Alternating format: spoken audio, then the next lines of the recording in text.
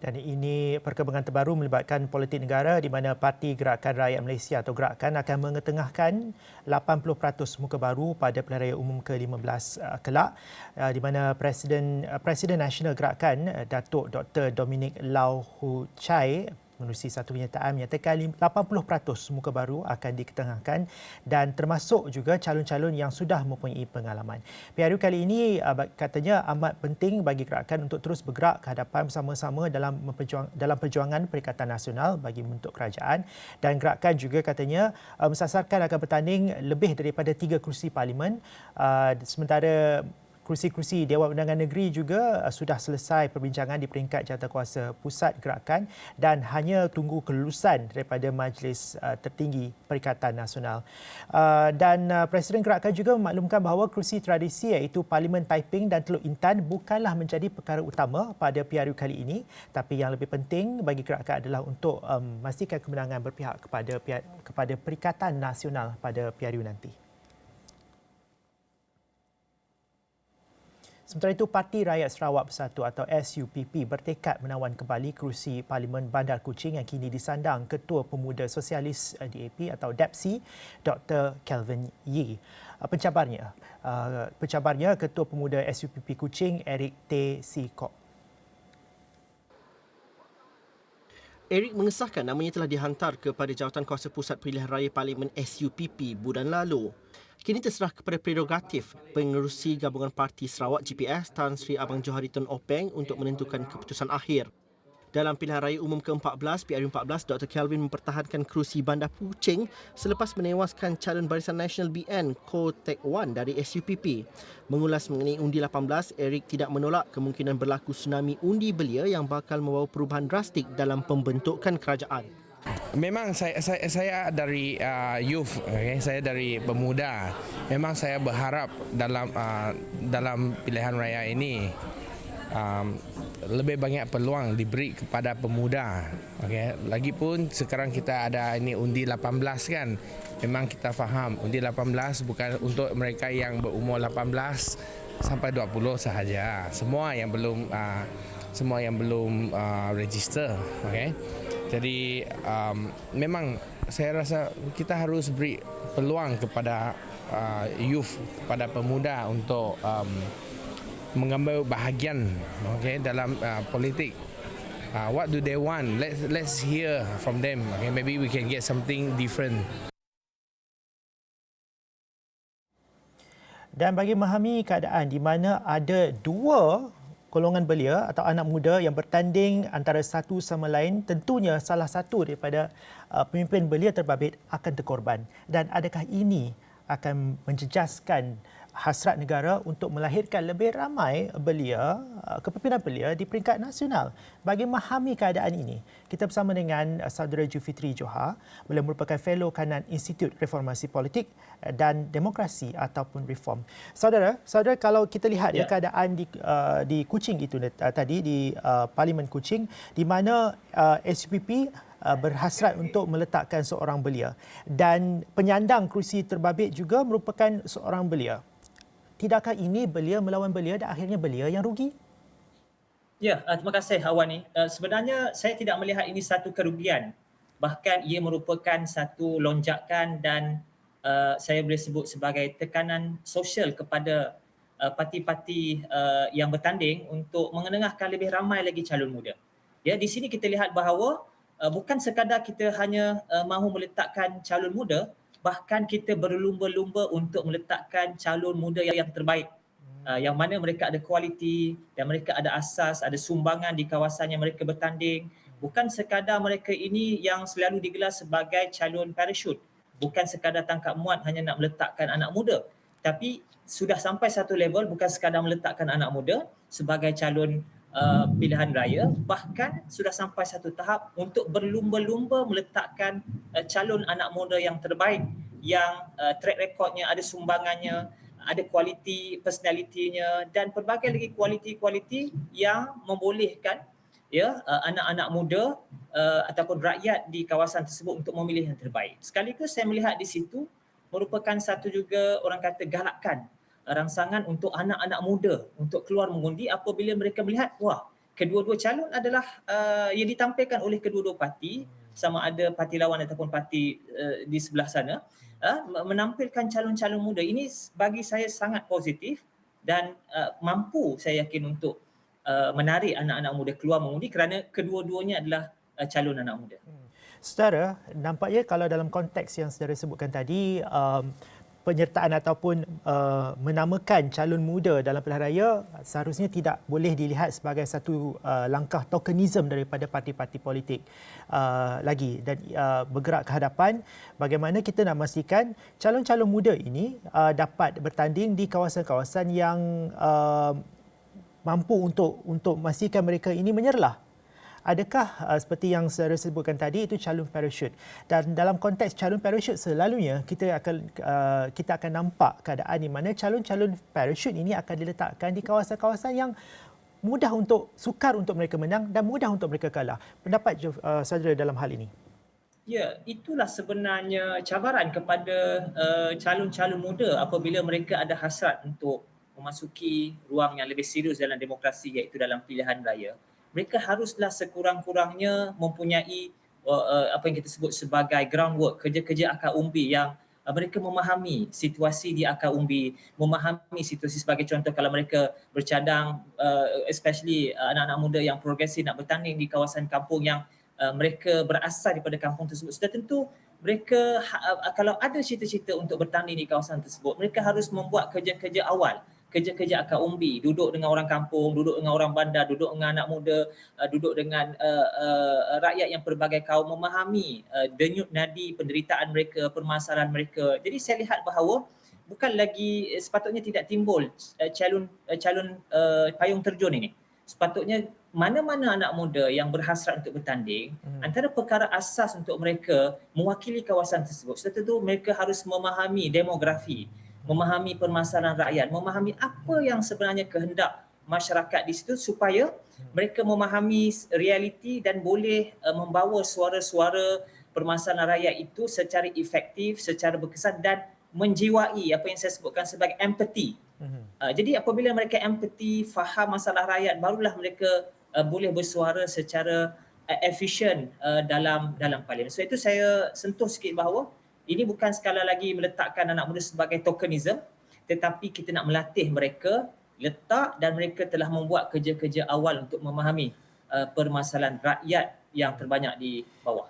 Saudara mempunyai pengalaman cukup panjang dalam institusi belia, dalam NGO belia. Bagaimana saudara melihat sepanjang terutama sekali 5 tahun kebelakangan ini, ketika mana negara berdepan dengan begitu banyak polemik politik, adakah tempoh 5 tahun kebelakangan ini dapat sudah menjadi satu diambil sebagai orang kata training ground yang cukup baik untuk belia-belia kita?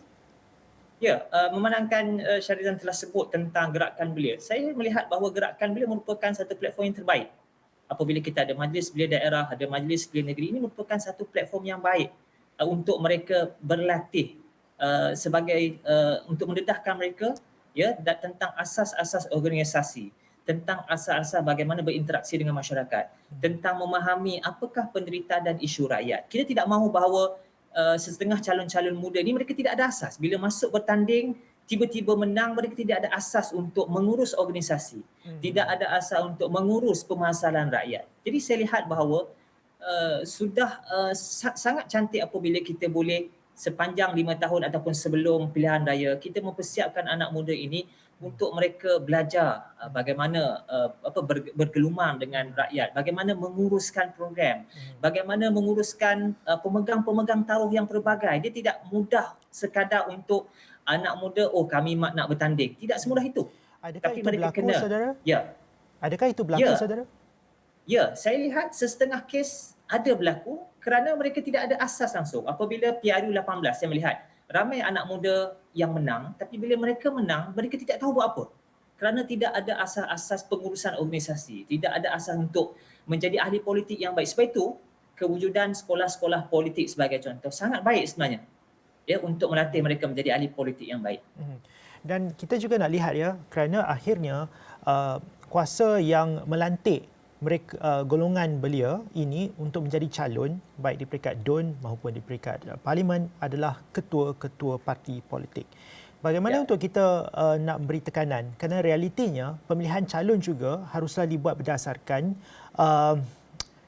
keadaan ataupun dinamika politik di dalam parti itu sendiri. Setiap keputusan diambil bukan diambil kerana satu sebab, selalunya ada sebab-sebab yang pelbagai. Bagaimana saudara melihat usaha untuk memberi lebih tekanan kepada ketua-ketua parti untuk bersikap terbuka, bersikap lapang dada untuk melantik ataupun menamakan lebih ramai anak-anak muda berkelayakan dan punya merit untuk bertanding dalam pilihan raya akan datang? Ya, sebelum saya menjawab persoalan itu, asas kita kena faham bahawa untuk membina sebuah negara yang baik, untuk membina sebuah tamadun yang hebat, kita tidak boleh lari daripada menampilkan kombinasi di antara golongan senior dengan golongan junior. Acap kali berlakunya jurang di antara generasi antara senior dan junior menyebabkan yang senior menyalahkan yang junior menyalahkan yang senior. Apa yang terbaik untuk ketua-ketua parti adalah mereka harus memahami jurang generasi. Mereka harus faham bahawa penting untuk memberikan anak muda perwakilan dalam Dewan Legislatif supaya mereka dapat membawa suara anak muda yang memahami permasalahan dan zaman mereka. Kita tidak boleh kata lagi anak muda ni tidak ada pengalaman, mereka ini tidak, orang kata tidak kompeten. Sebenarnya mereka adalah golongan pakar yang faham tentang permasalahan anak muda. Sudah tentu anak muda pun perlu faham bahawa tidak semua anak muda perlu ditempatkan dalam Dewan Legislatif. Saya sebut pada premis awal, perlu ada kombinasi antara tua dan muda kerana nak bina negara ini, kita perlukan hikmah orang tua dan semangat orang muda. Jadi kalau kedua-dua faham, saya yakin ketua-ketua parti sangat mudah untuk menyelesaikan masalah ini. Saudara, kalau kita lihat sifat inklusiviti di dalam Dewan Rakyat umpamanya, bagaimana saudara melihat dalam konteks Malaysia, apakah resepi inklusiviti dalam konteks inklusiviti umur, usia, generasi, apakah yang paling sesuai dalam konteks Malaysia hari ini? Saya melihat kita kena melihat kepada komposisi populasi belia. Kalau belia ada lebih kurang 14.7 juta lebih kurang di Malaysia, jadi kita perlu reflect kepada populasi belia. Sekurang-kurangnya daripada 222 ahli parlimen tersebut yang bakal dipilih, sekurang-kurangnya kalau ikut kita reflect kepada kadar populasi belia di Malaysia, sekurang-kurangnya kita perlu ada 99 ahli parlimen ataupun 100 ahli parlimen muda. Kalau kita ikut tarifan ahli parlimen muda yang dikategorikan sebagai 45 tahun ke bawah, maka perlu ada ahli-ahli parlimen yang seramai 100 orang sekurang-kurangnya yang berada dalam parlimen, bukan sekadar muda, tapi seperti yang saya sebut pada premis awal sebentar tadi, bahawa mereka perlulah kompeten, mereka perlulah memahami permasalahan rakyat. Jadi kita harus berikan kesedaran kepada ketua-ketua parti bahawa tolong reflect kepada kadar populasi belia dan juga ambil kira pengundi-pengundi baru yang ada lebih kurang 5 juta ini. Mereka perlu diwakili oleh orang muda sendiri yang berkelayakan. Saudara, kalau kita melihat juga dalam aspek selalunya pilihan raya sebelum ini kita adakan bersama dengan Parlimen dan DUN. Jadi jumlah-jumlah kerusi yang ditawarkan ini, kerusi pilihan raya yang ditawarkan dalam pilihan raya adalah banyak, lebih 500 kerusi-kerusi di peringkat negeri dan lebih 200 kerusi-kerusi di peringkat Parlimen. Tapi apabila semakin banyak negeri mengumumkan untuk tidak melakukan pilihan raya, maka peluang untuk ataupun jumlah kerusi yang bakal dipertandingkan kelak adalah lebih terhad. Dan ini juga secara tidak langsung berikan juga mengehadkan peluang-peluang untuk anak-anak muda bertanding pada pilihan raya kelak. Apa mesej yang kita boleh sampaikan di sini? Adakah kita boleh katakan bahawa anak-anak muda sekiranya tidak mendapat kerusi pada pilihan raya kali ini, pada pilihan raya parlimen ini, masih lagi ada peluang pada pilihan raya peringkat DUN? Bagaimana juga saudara melihat peranan DUN dan juga peranan parlimen, peranan DUN untuk mungkin melatih bakal-bakal pemimpin di peringkat nasional? Adakah saudara melihat perkara itu juga? Saya melihat juga, saya ingat tidak ada perbezaan di antara, of course sudah tentu ada perbezaan yang jelas di antara Parlimen dan DUN, tapi dalam konteks untuk memahami ataupun memenuhi komposisi anak muda sama ada dalam Dewan Legislatif Negeri ataupun Dewan Legislatif di peringkat nasional, sebenarnya kita harus ada perwakilan anak muda kepada kedua-dua Dewan ini. Jadi saya ingat tidak ada masalah bila kalau kita bahas dalam konteks peluang anak muda, ya, kita tidak bahas dalam konteks mudah ataupun tak mudah untuk pengundi turun untuk 2 kali. Walaupun secara idealnya bagi saya sepatutnya dia harus disekalikan supaya kita boleh check and balance dan kemudian kita boleh memudahkan rakyat, dan pandangan peribadi saya sepatutnya pilihan raya pada tahun depan lebih mudah. Tapi tak apa, itu satu persoalan yang lain. Tapi bagi tentang menjawab persoalan saudara Syahrizan tadi, kita sebenarnya tidak ada masalah apabila ada beza di antara parlimen dan DUN. Kita mahu parlimen pun sekurang-kurangnya ada lebih kurang saya sebutkan tadi ada 100 berbanding ahli parlimen, berbanding yang sesi PRU yang 14 kita hanya ada lebih kurang 30 saja ahli parlimen muda. Itu pun YBKJ telah umurnya telah berpindah kepada golongan dewasa, YB Izzah dan sebagainya. Tapi pada PRU yang akan datang ni kita harus pastikan anak muda juga perlu beri tekanan, letak di media-media sosial. Mereka harus nyatakan bahawa mereka perlukan lebih ramai anak muda, bukan saja dalam parlimen tapi dalam DUN yang sebenarnya adalah bagi saya DUN adalah satu tempat yang sangat baik untuk menjadi training ground sebelum mereka pergi kepada parlimen. Berbaki lebih kurang dalam 2 minit lagi, saudara bagaimana pula saudara melihat ya peranan majlis belia ataupun organisasi belia ini seperti kita katakan tadi ialah untuk melatih anak-anak muda dari segi kepimpinan. Tapi kalaulah pemuda berkenaan di luar daripada kerangka organisasi belia tapi mempunyai orang kata ketokohan, di mana sebenarnya apa yang kita boleh belajar dari sini, bagaimana belia-belia ini ataupun anak-anak muda ini boleh belajar daripada apa yang kita ada sekarang? Ya. Bagi saya anak muda harus ketua-ketua parti khususnya senior-senior dalam parti harus sebenarnya perlu ada jiwa untuk talent scouting dengan izin. Maknanya cuba menanggap ataupun cuba kenal pasti anak-anak muda yang di luar kerangka gerakan belia sebagai contoh. Kalau ada yang berbakat, tarik dan latih mereka dan berikan ruang kepada mereka, kerana kalau ikut dasar Belia Malaysia kita harus memandang anak muda sebagai aset, bukannya liability, aset yang harus kita ambil, kita gilap dan kita berikan ruang. Itulah peranan ketua-ketua parti, itulah peranan ahli-ahli politik senior yang sepatutnya mahukan mereka diganti oleh anak-anak muda yang jauh lebih baik daripada mereka.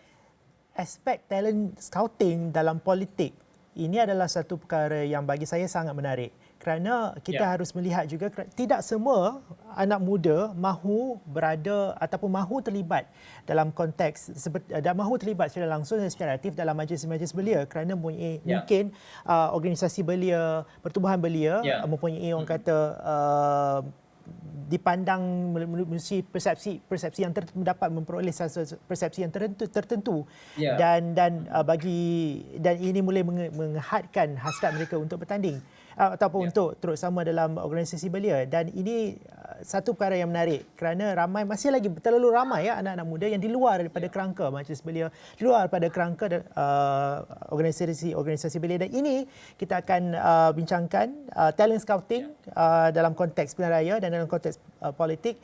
Kita akan bersama lagi sekali dalam Malaysia Milih.